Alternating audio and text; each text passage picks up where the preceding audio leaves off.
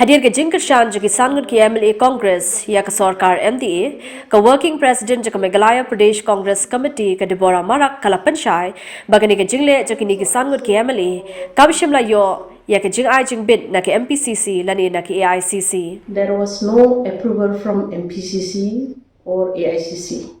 Actually, Mpcc we cannot give approval for all these things.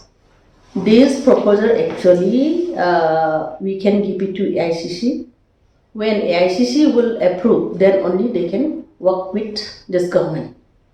Now, this government they are working with BJP.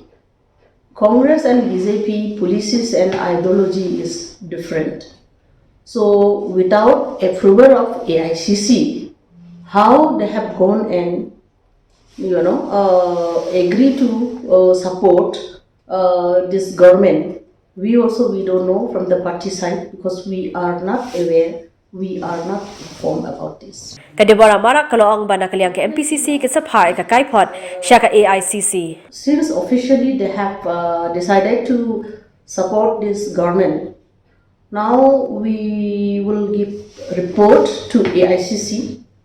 After giving report, we will wait what type of action Aicc will ask us to do.